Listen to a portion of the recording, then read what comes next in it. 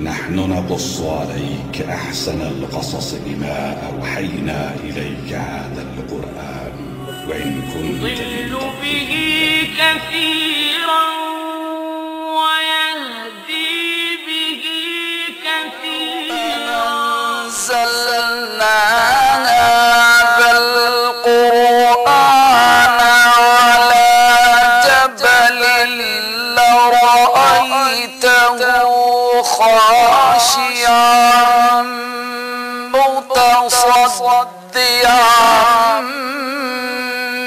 من خشية الله. السلام علیکم ورحمۃ اللہ وبرکاتہ۔ تمام تعریف اس ذات اقدس کے لیے سزاوار ہے جس نے جمیع کائنات عوالم کو ان کی استعداد و قابلیت کے مطابق ظلمت عدم سے نور وجود میں لا کر اپنے کمالات اسمائی و صفاتی کے علم و شہود سے بہرمند کیا۔ درود و سلام ہو ذات مقدس سیدنا محمد مصطفیٰ احمد مصطفیٰ صلی اللہ علیہ وآلہ وسلم پر، جن کے دائرہ عین جامع میں جمیع آیان کائنات کا ثبوت، وجود، ظہور و بطون ہے۔ درود و سلام ہو آپ کے آل اطہار پر جو آپ کے کمالات جلال و جمال کے مجالی و مرائی یعنی آئینے ہیں، اور درود و سلام ہو آپ کے اصحاب اخیار پر جو آپ کے دین کے انوار کے مصابیح یعنی چراغ ہے، اور تابعین و تبع تابعین تا قیام قیامت سب پر درود و سلام جاری و ساری و متوالی ہو۔ بعد حمد و صلوات کے پارہ نمبر 5 رکوع نمبر 7 کی تلاوت ترجمے کے ساتھ اور پھر تفسیر طاہری سے اس کے نکات آپ تک پہنچائے جائیں گے انشاءاللہ تعالی۔ تلاوت شروع ہوتی ہے۔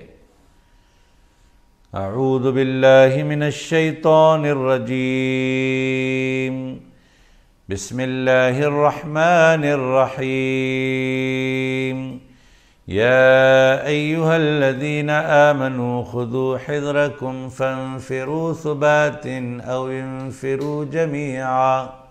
اے ایمان والو، اپنی تو احتیاط رکھو، پھر متفرق طور پر یا مجتمع طور پر نکلو۔ پارہ نمبر 5 کے رکوع نمبر 7 کی یہ پہلی آیت مبارکہ تھی جس کو آپ کے سامنے پڑھا گیا۔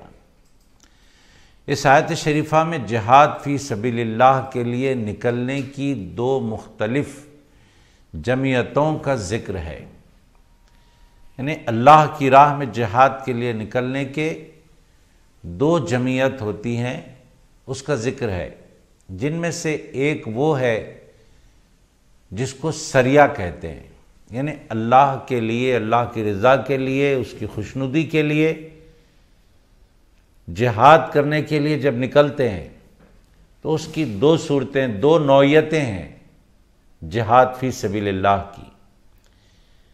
ایک کو سریہ کہتے ہیں، ایک ایسا جہاد ہے جس کو سریہ کہتے ہیں، اور ایک ایسا جہاد ہے جس کو غزوہ کہتے ہیں۔ ایک وہ جمعیت جسے محدثین اور اہل سیر کی اصطلاح میں سریہ ایک لڑائی ہے جو دین کے لیے، اسلام کے فروغ کے لیے لڑی جاتی ہے، اور ظلم و بربریت کو مٹانے کے لیے لڑی جاتی ہے، امن و سلامتی پھیلانے کے لیے لڑی جاتی ہے۔ جہاد کا اصل مطلب ظلم و بربریت کو ختم کرنا اور امن و سلامتی کو پھیلانا، جہاد کا مطلب۔ فساد اور جہاد میں فرق یہ ہے کہ فساد ظلم پھیلانے کو کہتے ہیں اور جہاد امن پھیلانے کو کہتے ہیں، سلامتی پھیلانے کو۔ اور جہاد کی دو قسمیں ہیں، دو نوعیتیں ہیں۔ ایک جہاد کو کہتے ہیں سریہ اور ایک جہاد کو کہتے ہیں غزوہ۔ سریہ اس مختصر جنگی جماعت کو کہتے ہیں جن کے ساتھ رسول پاک صلی اللہ علیہ وآلہ وسلم بنفس خود تشریف نہ لے جاتے ہوں، یعنی سریہ اس لڑائی کا نام ہے جس میں صحابہ کرام کے درمیان رسول پاک علیہ الصلاۃ والسلام بذات خود نہیں ہوتے، صحابہ کرام کو بھیجتے ہیں اور لڑائی ہوتی ہے، جہاد ہوتا ہے، ظلم کا خاتمہ ہوتا ہے، امن و سلامتی کا دور دورہ ہوتا ہے۔ اس میں آقا علیہ الصلاۃ والسلام صحابہ کرام کو بھیجتے ہیں، خود تشریف نہیں لے جاتے، ساتھ میں اپنے ساتھ صحابہ کو لے کر تشریف نہیں لے جاتے، صحابہ کو بھیجتے ہیں، اس کو کہتے ہیں سریہ۔ اور ایک ہوتا ہے غزوہ۔ غزوہ اس لڑائی کو کہتے ہیں، اس جہاد کو کہتے ہیں جس میں رسول پاک صلی اللہ علیہ وآلہ وسلم خود بنفس نفیس صحابہ کے درمیان موجود رہتے ہیں، اور وہ جماعت بڑی جماعت ہوتی ہے، جنگی جماعت بڑی ہوتی ہے۔ سرایا جو ہے، سریہ کی جمع سرایا، سرایا یعنی چھوٹی چھوٹی جنگیں جو صحابہ کرام کو بھجوا کر کروائی جاتی تھی، ان کی تعداد 47 ہے، 40 پر 7، 47 لڑائیاں ایسی ہوئیں جن میں صحابہ کرام تھے، سرکار علیہ الصلاۃ والسلام کے حکم پر، آپ کی اجازت پر وہ گئے اور اسلام کی خاطر انہوں نے ظلم کے خلاف، بربریت کے خلاف لڑائی کی۔ جیسا کہ آپ نے سنا کہ غزوہ اس کو کہتے ہیں جس میں خود سرکار علیہ الصلاۃ والسلام بنفس نفیس موجود ہوں۔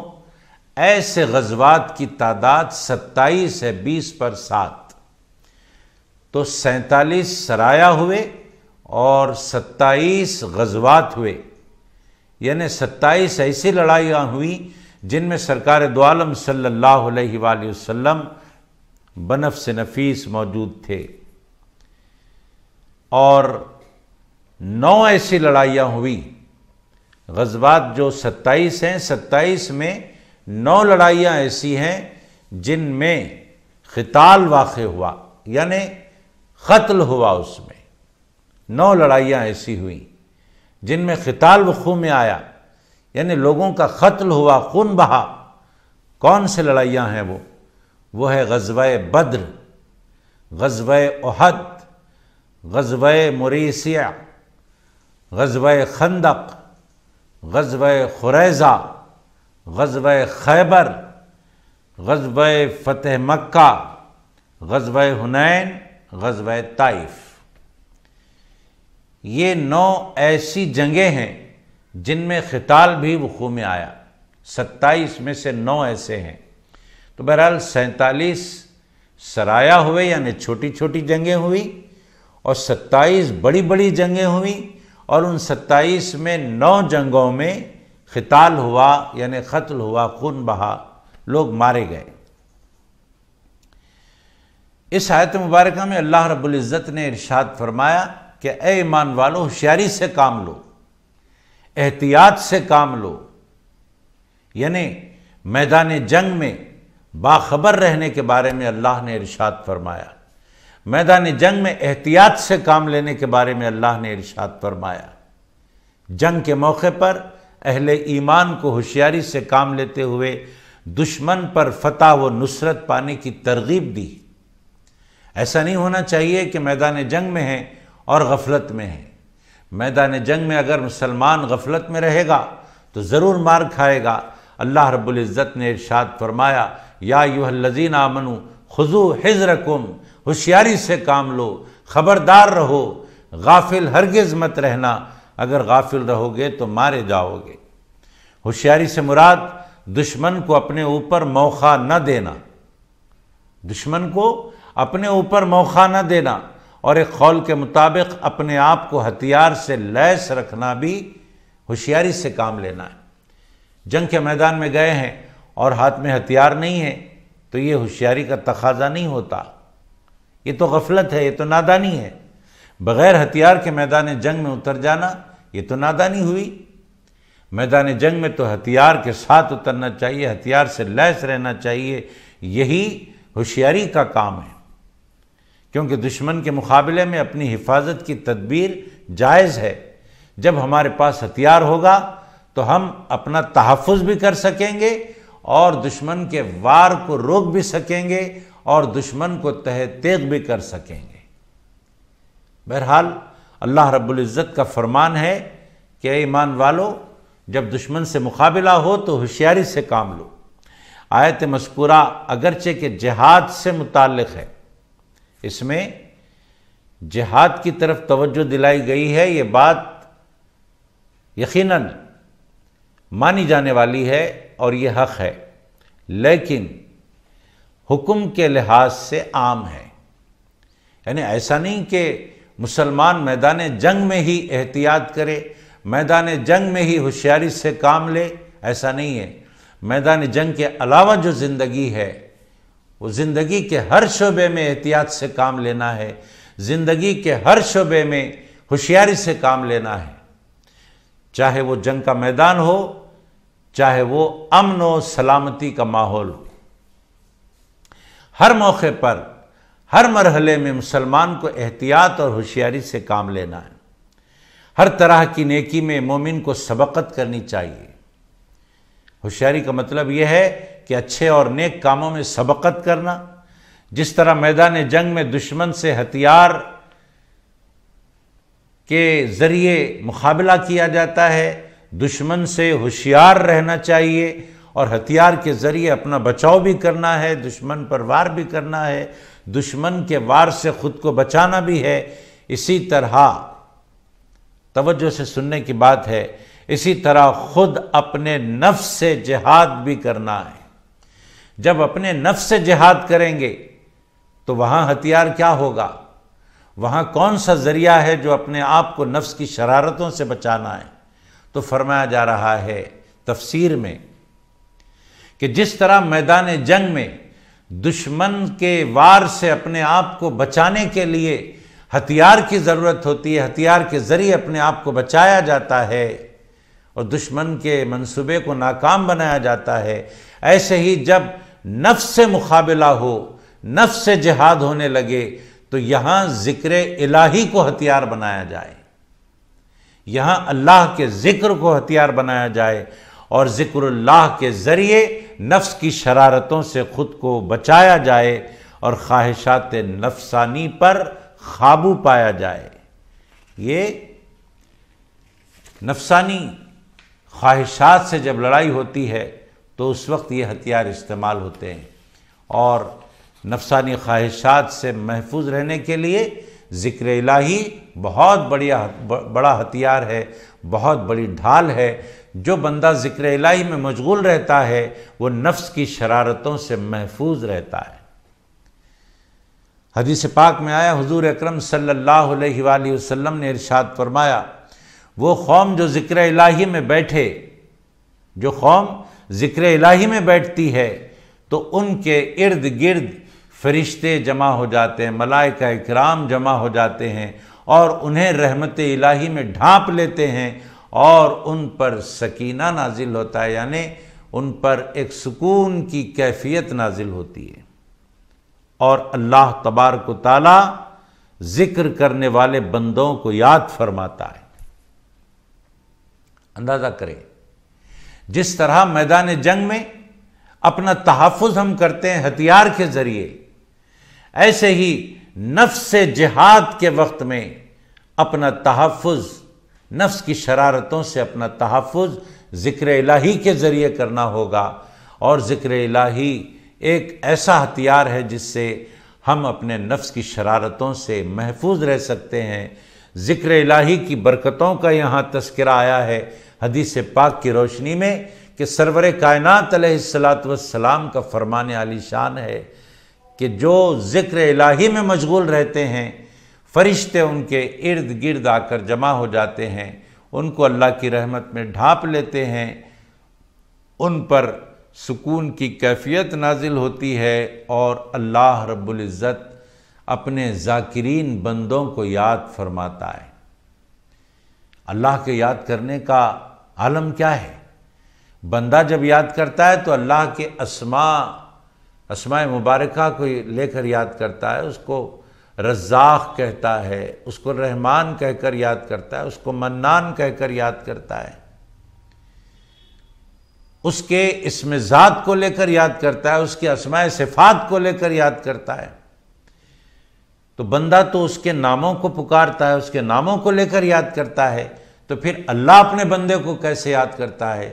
کیا ایسا ہوتا ہے کہ بندہ اللہ اللہ کرے اور اللہ بندہ بندہ کرے؟ ایسا نہیں ہوتا، بلکہ اللہ کے یاد فرمانے کا مفہوم یہ ہے کہ ادھر سے بندہ اللہ کی جس صفت کو لے کر یاد کرے گا، اللہ تبارک و تعالیٰ اس صفت کی شان کو ظاہر کرتے ہوئے یاد کرے گا۔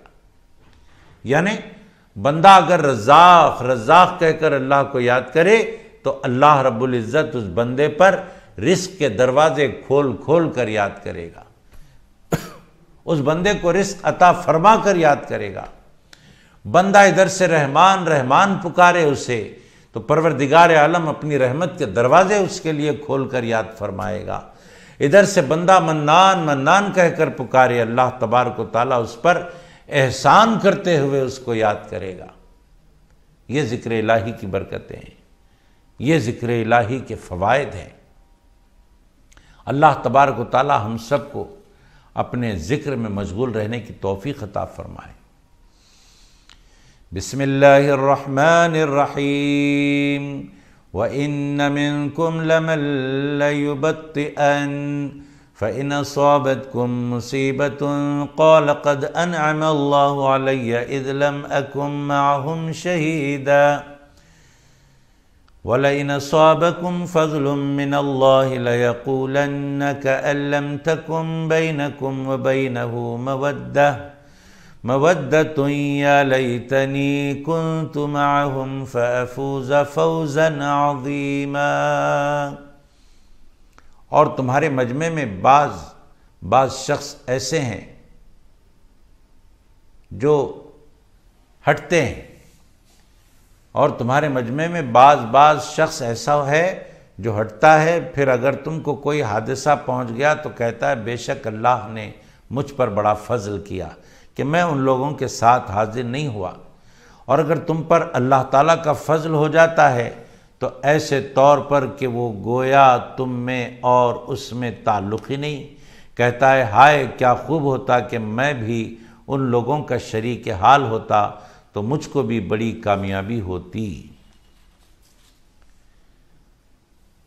یہ آیت منافقین کے احوال بیان کرتی ہے۔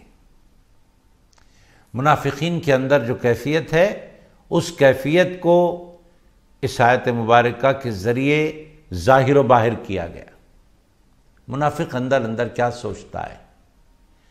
اس آیت میں منافقین کے احوال بیان کیے گئے کہ جب مسلمان جنگ کے لیے جاتے ہیں اور اگر شہادتیں ہوتی ہیں تو کہتا ہے کہ اچھا ہوا میں نہیں گیا جنگ میں، اگر جاتا تو میں بھی مارا جاتا۔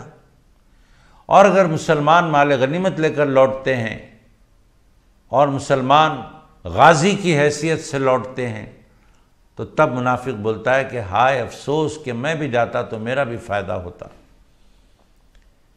تو منافق کی کیفیت کو اس آیت مبارکہ کے ذریعے ظاہر کیا جا رہا ہے، احوال بیان کیے جا رہے ہیں۔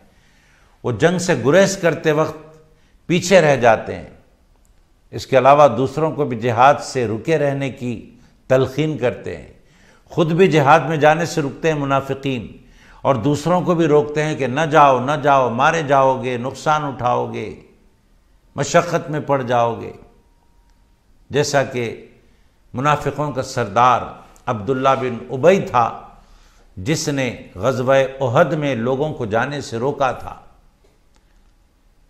غزوہ احد میں جانے سے لوگوں کو اس نے روکا تھا، عبداللہ بن ابی نے۔ اللہ رب العزت نے منافقوں کی اسی کیفیت کو ظاہر فرما رہا ہے۔ منافقین کے برعکس مومنین کی شان ہے۔ منافق وہ ہے جو جہاد میں جانے سے رکتا ہے، کیونکہ جہاد میں ظلم کا خاتمہ ہے، امن اور سلامتی کا دور دورہ ہے، فروغ ہے۔ ایک مجاہد فی سبیل اللہ جو جہاد کے لیے نکلتا ہے وہ یہ عزم لے کر نکلتا ہے کہ میں ظلم و بربریت کو ختم کروں گا، امن و سلامتی کو پھیلاؤں گا، اس نیت سے نکلتا ہے۔ اور منافق کو کب گوارا ہو کہ ظلم ختم ہو اور امن و سلامتی جاری ہو جائے، یہ منافق کب چاہتا ہے؟ منافق تو شرانگیزی چاہتا ہے، اس لیے لوگوں کو جہاد میں جانے سے روکتا ہے، اور خود بھی نہیں جاتا، دوسروں کو بھی جانے سے روکتا ہے۔ مگر مسلمان اور ایک مومن کی شان کیا ہوتی ہے؟ منافق کے بالکل برعکس ہوتی ہے۔ منافق اگر جہاد میں جانا نہیں چاہتا تو مسلمان جہاد میں جانا چاہتا ہے، اس لیے کہ مسلمان ساری دنیا میں امن و سلامتی چاہتا ہے۔ تو بالکل برعکس ہوتے ہیں مومنین کے احوال۔ کیا کرتے ہیں وہ جنگ کے میدان میں ثابت قدم رہتے ہیں۔ منافقین میدان چھوڑ کر بھاگتے ہیں، منافقین جہاد کے لیے نکل کر راستے سے پلٹ جاتے ہیں، مگر جو مسلمان ہوتے ہیں، مومنین ہوتے ہیں، وہ مستقل مزاج ہوتے ہیں اور وہ ثابت قدم رہتے ہیں، میدان جنگ سے ہرگز پیٹھ بتا کر میدان جنگ کو نہیں بھاگتے، بلکہ اللہ کی رضا کے لیے سینہ سپر ہو کر دشمن کے مقابلے میں کھڑے ہو جاتے ہیں، یا تو شہادت پا کر شہیدوں میں اپنا نام لکھاتے ہیں، یا پھر میدان جنگ میں دشمن پر غلبہ پا کر ایک غازی کی حیثیت سے لوٹتے ہیں، ثابت قدم رہتے ہیں۔ ان کا مطمع نظر صرف شہادت ہوتا ہے۔ وہ یہ جانتے ہیں کہ اگر زندہ بچ جائیں گے تو بھی اللہ کی مرضی، اور اگر پلٹ کر آ جائیں تو بھی اللہ کی مرضی۔ انہیں فتح مندی اور غلبے کا وافر ثواب نصیب ہوتا ہے۔ اللہ تبارک و تعالیٰ انہیں اس صبات خدمی کی وجہ سے اپنی نوازشوں سے انہیں مالا مال کر دیتا ہے۔ اور جو مومنین ہوتے ہیں ان کے مد نظر دنیاوی مال و متاع نہیں ہوتا کہ چلو جہاد میں جائیں گے مال غنیمت ملے گا، جہاد میں جائیں گے ہم کو یہ فائدہ ہوگا، وہ فائدہ ہوگا۔ دنیاوی فائدہ ان کے پیش نظر ہرگز نہیں ہوتا۔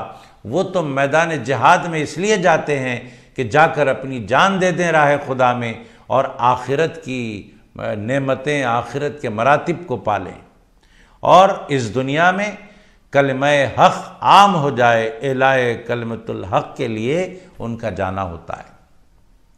یہ بڑے مخلصین ہوتے ہیں، بڑے نیتوں کے اخلاص والے ہوتے ہیں، ان کے دلوں میں اخلاص بھرا رہتا ہے۔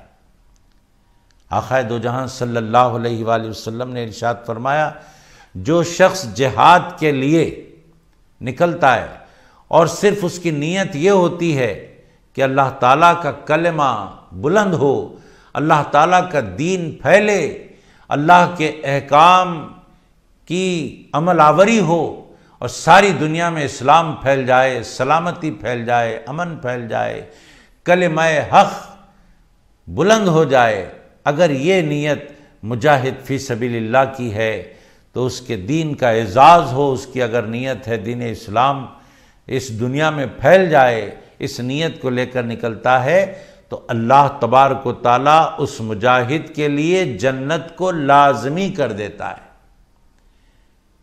اس مجاہد فی سبیل اللہ کے لیے اللہ رب العزت جنت کو لازم کر دیتا ہے۔ اگر وہ بندہ بچ کر واپس لوٹے تو اسے مال غنیمت کے علاوہ بہت سارا اجر و ثواب دے دیتا ہے۔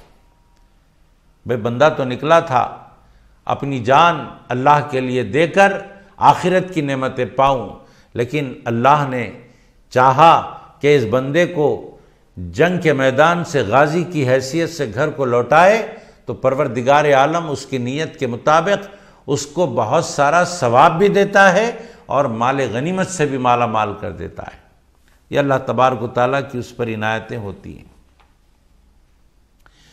بسم اللہ الرحمن الرحیم فَلْيُقَاتِلْ فِي سَبِيلِ اللَّهِ الَّذِينَ يَشْرُونَ الْحَيَاةَ الدُّنْيَا بِالْآخِرَةِ وَمَنْ يُقَاتِلْ فِي سَبِيلِ اللَّهِ فَيُقْتَلْ أَوْ يَغْلِبْ فَسَوْفَ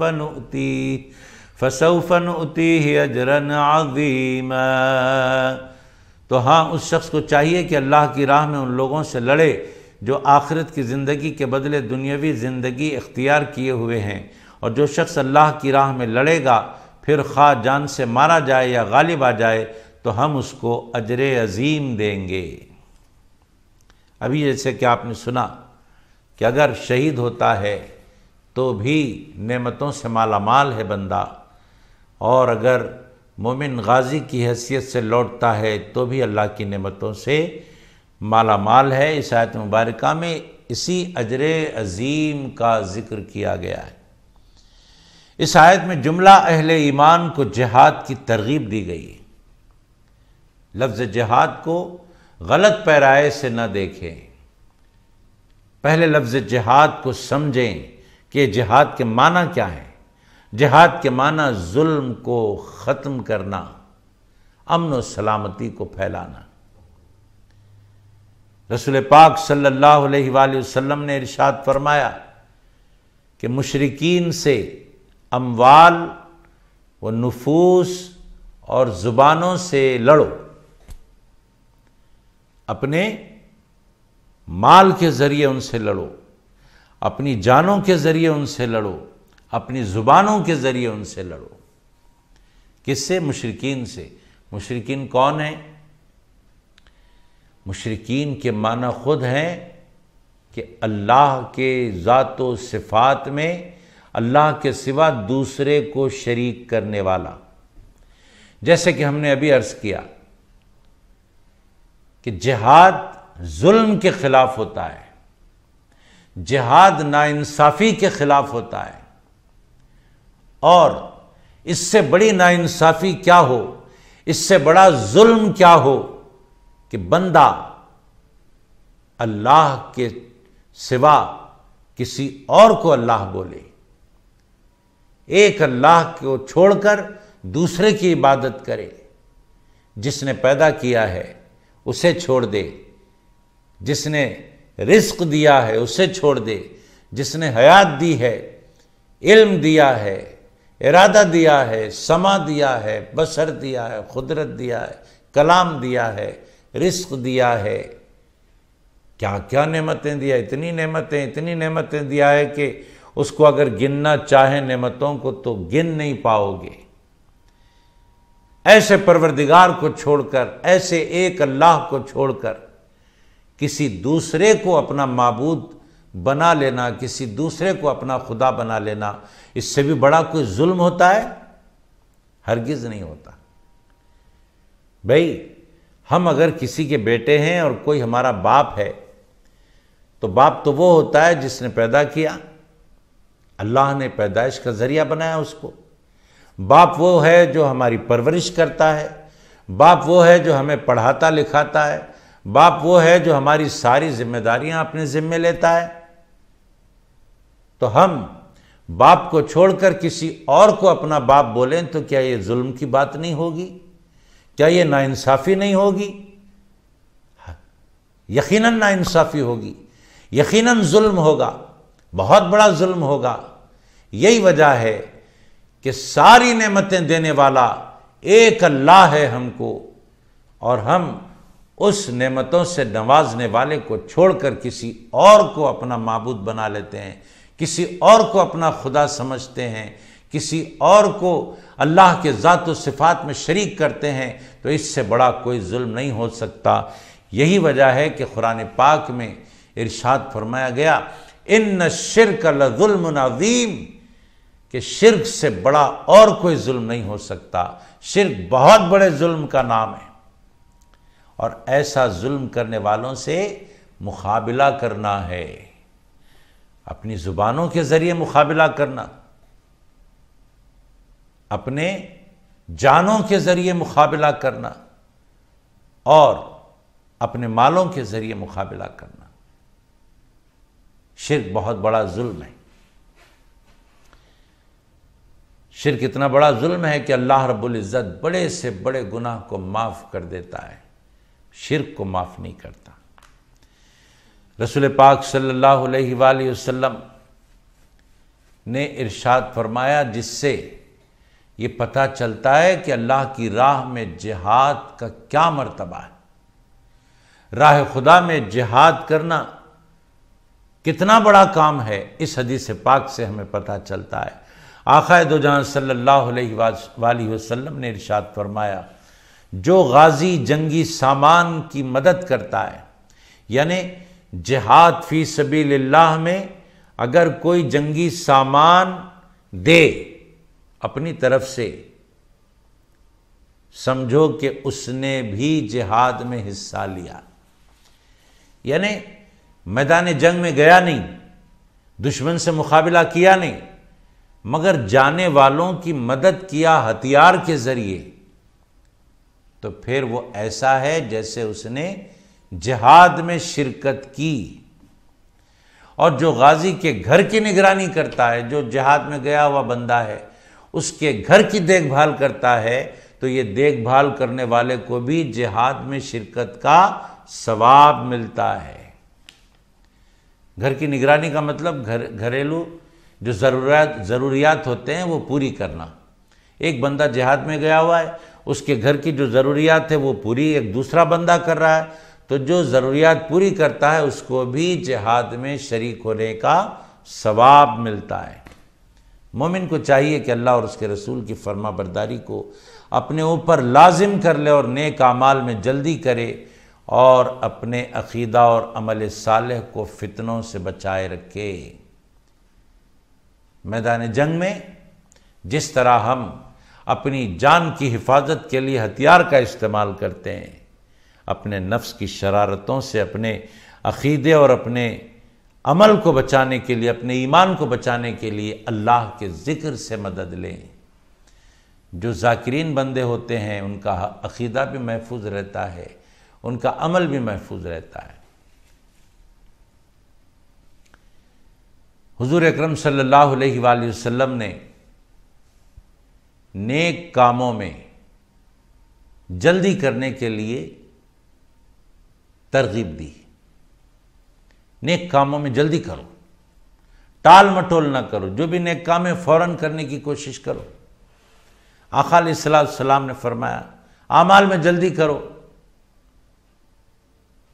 کیونکہ جیسے جیسے وقت بڑھتا جاتا ہے ویسے ویسے معاشرے اور دنیا کے حالات بگڑتے جاتے ہیں، فتنہ اور فساد کا ماحول بڑھتا جاتا ہے جیسے جیسے قرب قیامت کا زمانے آتے جاتے ہیں۔ جیسے جیسے قیامت قریب آتی جائے گی دنیا کے حالات بگڑتے جاتے ہیں، تو ضروری ہے کہ جس قدر ہو سکے اچھے اعمال کرنے میں جلدی کرو، ٹال مٹول مت کرو، وقت کو ضائع مت کرو، وقت کو ٹال کر بعد میں کریں گے نہیں، کیونکہ ہر آنے والی گھڑی پچھلی گھڑی سے خطرناک ہوتی جا رہی ہے، کیونکہ قیامت کے قریب ہوتی جا رہی ہے وہ گھڑی۔ سرکار علیہ السلام یہی ارشاد فرماتے ہیں کہ ان فتنوں سے پہلے جو سخت تاریک راتوں سے بھی سیاہ تر ہیں، وہ زمانے آنے سے پہلے، وہ وقت آنے سے پہلے اچھے کاموں میں جلدی کرو، ورنہ قرب قیامت ایسے خراب زمانے، ایسے خراب دن آنے والے ہیں، ایسے ماحول میں تبدیلیاں آنے والی ہیں، اور قرب قیامت میں ایسے ایسے گمراہیاں پھیلنے والی ہیں کہ جس کا اندازہ نہیں لگایا جا سکتا۔ وہ ایسا نازک دور ہوگا کہ آدمی کو گمراہ ہونے کے لیے وقت نہیں لگے گا، وہ دھیرے دھیرے بتدریج گمراہ نہیں ہوگا۔ قیامت کے قریب لوگ بڑی تیزی سے گمراہ ہو جائیں گے۔ سرور کائنات علیہ السلام نے ارشاد فرمایا کہ اتنی تیزی سے لوگ گمراہ ہو جائیں گے قرب قیامت میں کہ صبح میں مومن رہیں گے، شام تک کافر ہو جائیں گے۔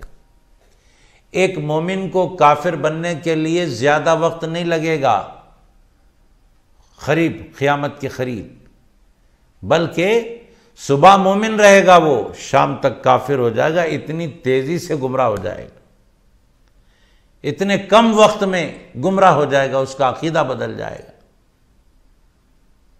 اور کوئی شام کو مومن رہے گا تو صبح تک کافر ہو جائے گا، اتنی تیزی سے گمراہی پھیل جائے گی۔ اور قرب قیامت ایسا بھی ہوگا، ایسا بھی وقت آئے گا کہ دین کو دنیا کے لیے بیچ دینا لوگ معمولی کام سمجھیں گے، حالانکہ بہت بری بات ہے، دنیا کی خاطر دین کو بیچ دینا بہت بری بات ہے، بڑی بری بات ہے، مگر قرب قیامت لوگوں کو اس بات کا احساس بھی نہیں رہے گا کہ ہم کتنا برا کام کر رہے ہیں۔ دین کو دنیا کی خاطر بیچتے ہوئے انہیں احساس بھی نہیں ہوگا کہ ہم کیا برا کام کر رہے ہیں۔ ایسا بھی برا وقت آنے والا ہے، تو آقا علیہ السلام نے ارشاد فرمایا ایسا برا وقت آنے سے پہلے نیک اعمال کرنے میں جلدی کرو، کہیں ایسا نہ ہو کہ وہ وقت آ جائے اور ہم بھی گمراہی کا شکار ہو جائیں۔ سرکار ہمیں ترغیب دے رہے ہیں، آقا علیہ السلام ہمیں خبردار کر رہے ہیں۔ آگے کی آیت کی تلاوت ہوتی ہے انشاءاللہ تعالی۔ بسم اللہ الرحمن الرحیم وما لكم لا تقاتلون في سبيل الله والمستضعفين من الرجال والنساء والولدان الذين يقولون ربنا أخرجنا من هذه القرية الظالم أهلها واجعل لنا من لدنك وليا واجعل لنا من لدنك نصيرا۔ اور تمہارے پاس کیا عذر ہے کہ تم جہاد نہ کرو اللہ کی راہ میں، اور کمزوروں کی خاطر سے، جن میں کچھ مرد ہیں اور کچھ عورتیں ہیں اور کچھ بچے ہیں جو دعا کر رہے ہیں کہ اے ہمارے پروردگار ہم کو اس بستی سے باہر نکال جس کے رہنے والے سخت ظالم ہیں، اور ہمارے لیے غیب سے کسی دوست کو کھڑا کر دے، اور ہمارے لیے غیب سے کسی حامی کو بھیج دے۔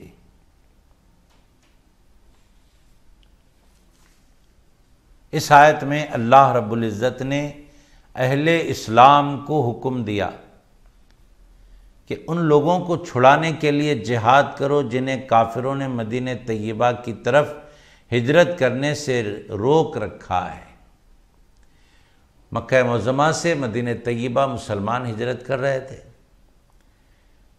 سب کو معلوم ہے کہ مکہ معظمہ میں کافروں نے، مشرکوں نے مسلمانوں پر ظلم و بربریت کے پہاڑ توڑے، بہت ظلم کیا، بہت سرکشی کی، مسلمانوں کو ہر طرح سے پریشان کیا۔ اللہ نے ہجرت کا حکم دیا تو مسلمان مکہ معظمہ سے مدینہ طیبہ اذن الہی سے جانے لگے۔ سرکار علیہ السلام نے بھی ہجرت فرمائی، صحابہ کرام نے ہجرت کی۔ اللہ رب العزت فرماتا ہے کہ جن لوگوں کو مکے میں کافروں نے، مشرکوں نے جکڑ رکھا ہے اور مدینہ طیبہ کی طرف ہجرت کرنے سے روک رکھا ہے، ان محصور اور مجبور مسلمانوں کو چھڑانے کے لیے بھی جہاد کرو۔ اس آیت میں ترغیب دی جا رہی ہے۔ اس بنا پر مسلمان کافروں کے یہاں پریشان حال اور کمزور تھے، اور کفار انہیں طرح طرح کی اذیتیں دیتے تھے۔ یعنی مکے میں مسلمانوں پر کافروں کا اتنا ظلم تھا کہ جس طریقے سے چاہے وہ مسلمانوں پر ظلم کیا کرتے تھے۔ ایسے مظلوم مسلمانوں کو ان کے کافروں کے ظلم سے بچانا اور کافروں کے چنگل سے چھڑانے کا حکم دیا جا رہا ہے جہاد کے ذریعے۔ آپ دیکھیے، ملاحظہ فرمائیے کہ جہاد کس موقع پر دیا جا رہا ہے، کس مقصد کے لیے دیا جا رہا ہے، کہ کچھ بندے ظالموں کے ظلم کا شکار ہیں، اور اس ظلم کے شکار بندوں کو ظلم سے چھڑانے کے لیے جہاد کرو۔ جہاد کتنا پاکیزہ عمل ہے، مظلوموں کی مدد کرنے کو جہاد کہتے ہیں۔ مظلوموں کو دشمن اور ظالموں کے پنجے سے چھڑانے کا نام جہاد ہے۔ آج جہاد کے مفہوم کو سمجھنے کی ضرورت ہے۔ اللہ رب العزت نے ان مظلوموں کی دعا قبول فرمائی کہ کچھ مسلمان فتح مکہ سے پہلے مدینہ منورہ پہنچ گئے، جس کا موقع انہیں اللہ تعالیٰ نے فراہم فرمایا تھا، اور باقی مسلمانوں کے لیے ایسے اسباب مہیا ہوئے کہ وہ فتح مکہ تک محفوظ رہے۔ اس کے بعد جب فتح مکہ ہوا تو ساری فضا ہموار ہو گئی۔ جو مسلمان مکہ معظمہ میں کافروں کے شکنجے میں مجبور اور محصور تھے، ان لوگوں نے اللہ سے دعا کی، اے اللہ، اے ہمارے پروردگار، ہم کو اس بستی سے باہر نکال۔ اے اللہ، مکے میں ہم بڑے پریشان ہیں، یہاں کافروں نے ہمیں ظلم و اذیت سے بہت ستایا ہے، اور ہم ان کے ظلم کا شکار ہیں۔ پروردگار، ہم کو اس بستی سے نکال، یہاں کے رہنے والے مالک سخت ترین ظالم لوگ ہیں، اور ہمارے لیے غیب سے مدد فرما، ہمارے لیے غیب سے حمایت کرنے والوں کو بھیج دے۔ دیکھیے یہاں ایک نقطہ مل رہا ہے، مظلوم ہیں، پریشان حال ہیں، اور دعا کیا کر رہے ہیں؟ اے اللہ، تو ہمارے لیے حامی اور مددگار کو بھیج دے۔ قرآن کریم میں آیا ہے،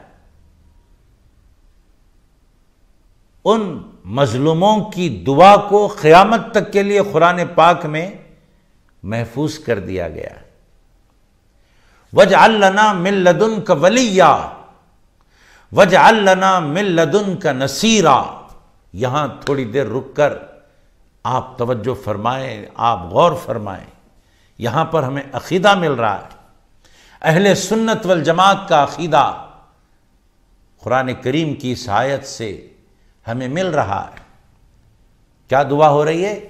مکے میں مشرک ظالموں کے شکنجے میں جو مسلمان تھے، مظلوم، ان لوگوں کی دعا میں لفظ ولی بھی آیا ہے، لفظ نصیر بھی آیا ہے۔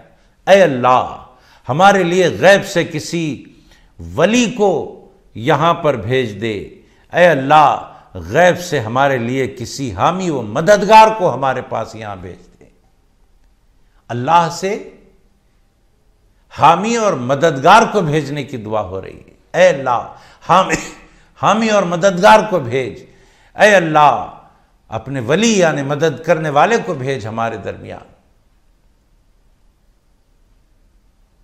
اصل مددگار، اصل حامی اللہ ہے، پروردگار عالم۔ اصل حامی اللہ، اصل مددگار اللہ۔ اور دعا کیا ہو رہی ہے؟ مولا، مددگار اصل تو تو ہی ہے، حامی اصل تو ہی ہے، لیکن مولا مجازن مددگار کو ہمارے یہاں بھیج دے، مجازن حامی کو ہمارے یہاں بھیج دے۔ تو معلوم کیا ہو رہا ہے؟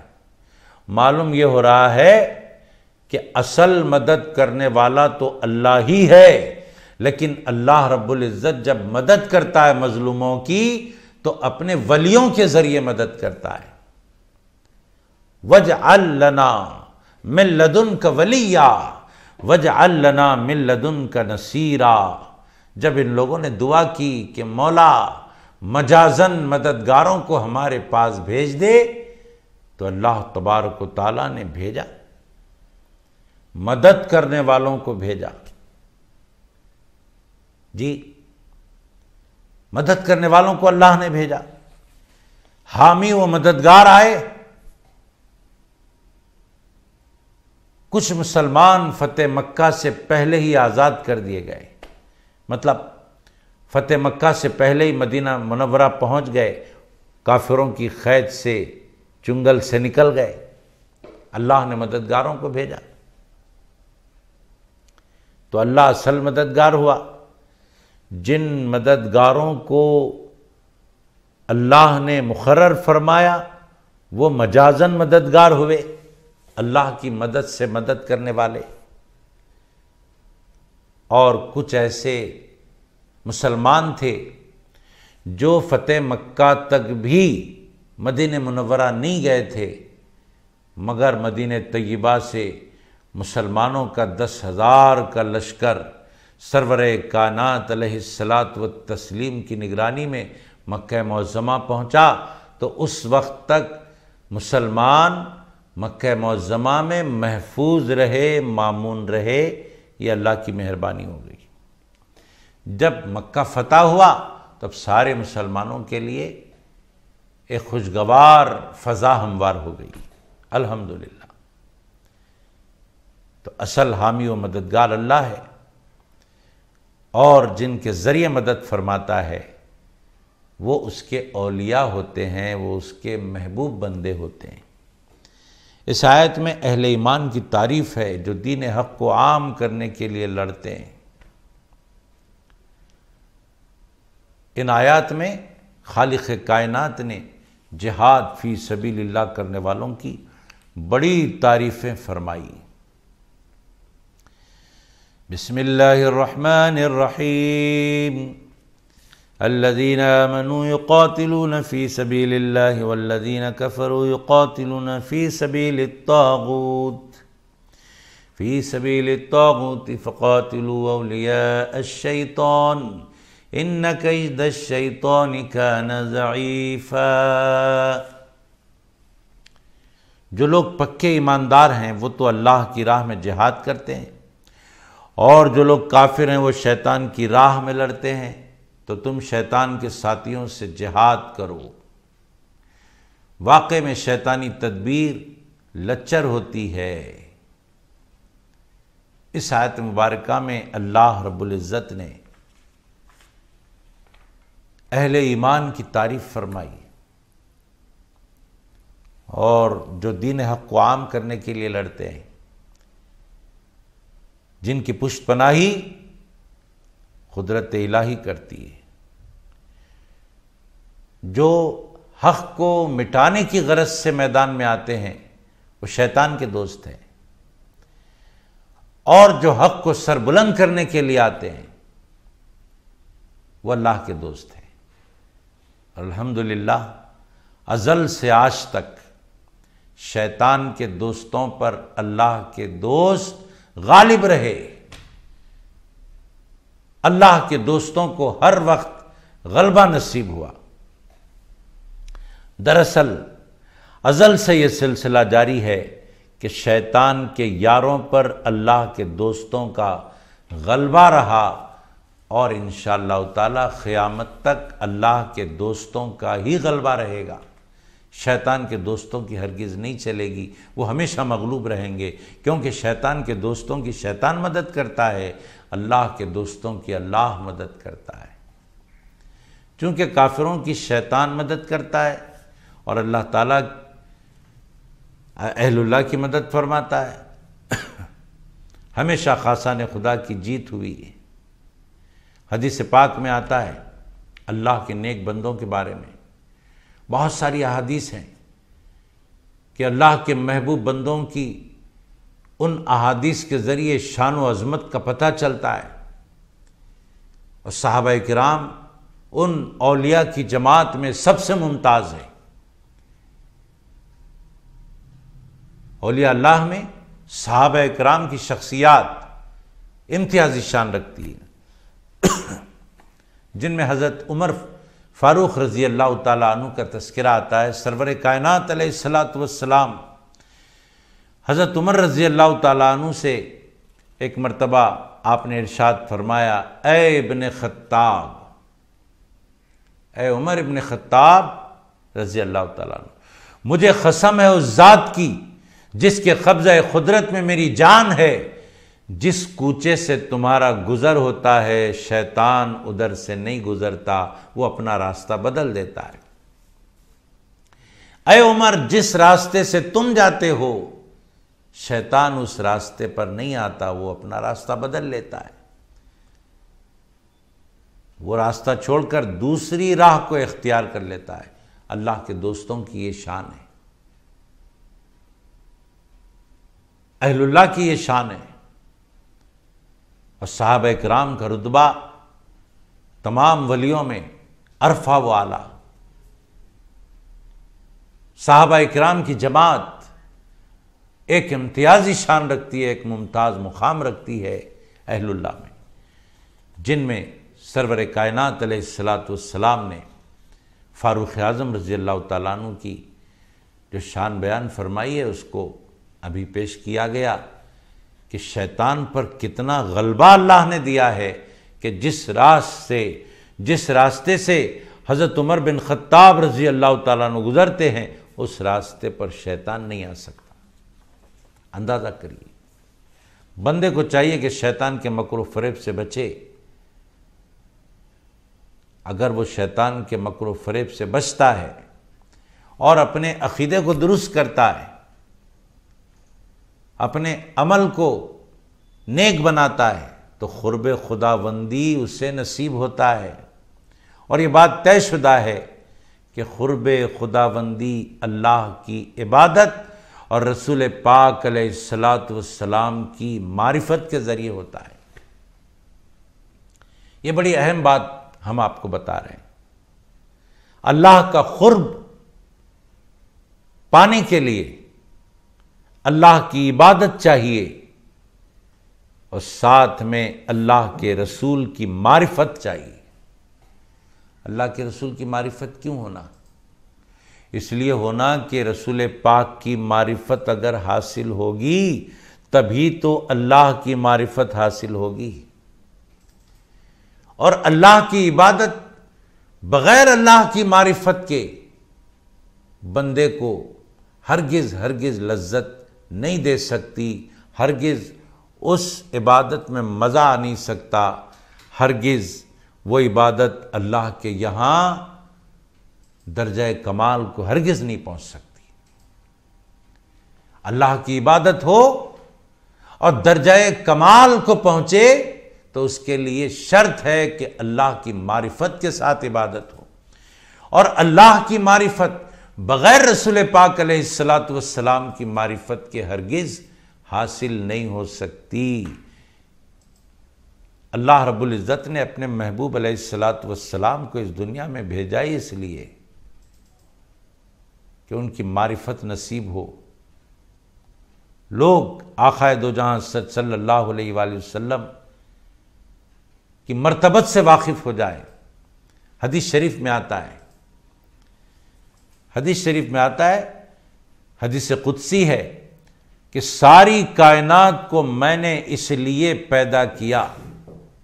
اللہ فرما رہا ہے حدیث قدسی، ساری کائنات کو میں نے اس لیے پیدا کیا تاکہ آپ کا مرتبہ جو میرے پاس ہے اس کا تعارف کروا دوں۔ یہ ساری دنیا اس لیے پیدا ہوئی ہے کہ اللہ کے نزدیک اللہ کے محبوب کا کیا رتبہ ہے وہ معلوم ہو جائے۔ ساری کائنات کو میں نے اس لیے پیدا کیا تاکہ اے محبوب آپ کا مرتبہ جو میرے پاس ہے وہ سب کو معلوم ہو جائے، اس کا تعارف ہو جائے، اور آپ سے بڑھ کر کسی مخلوق کو میں نے معزز اور مکرم پیدا ہی نہیں کیا ہے۔ ساری مخلوقات میں سب سے معظم، سب سے مکرم اے میرے حبیب علیہ الصلاۃ والتسلیم آپ کو میں نے بنایا۔ تو معرفت رسول کریم علیہ الصلاۃ والتسلیم کے لیے یہ دنیا بنائی گئی۔ اللہ تبارک و تعالیٰ کی عبادت اس کی معرفت کے بغیر بے کیف ہے۔ ضروری ہے کہ اس کی عبادت اس کی معرفت کے ساتھ ہو، اور اس بات میں کوئی شبہ نہیں کہ معرفت رسول علیہ الصلاۃ والتسلیم سے حق کی معرفت کا پتہ چلتا ہے۔ بغیر رسول پاک علیہ الصلاۃ والتسلیم کی معرفت کے عرفان حق تعالی ناممکن ہے۔ ناظرین، اس بات کو ذہن و دل میں بٹھانے کی ضرورت ہے کہ اللہ رب العزت نے اپنے محبوب علیہ السلام کو خود اپنے اور اپنی مخلوق کے درمیان رکھا، اور اپنے محبوب کو درمیان میں برزخ کبریٰ بنا کر رکھنے کا مطلب ہی یہ ہے کہ بندے کو اگر میری پہچان چاہیے تو وہ میرے محبوب کی پہچان پیدا کرے، بندے کو اگر واقعتاً میری اطاعت و فرما برداری کرنا چاہیے تو میرے محبوب کی اطاعت و فرما برداری کرے، بندے کو اگر چاہیے کہ وہ میرے قرب کی لذت پائے تو میرے محبوب کی قربت اختیار کرے۔ پروردگار عالم نے اپنے محبوب کو برزخ کبریٰ بنا کر اپنے اور اپنی مخلوق کے درمیان رکھا ہی اس لیے ہے، اس شان سے رکھا،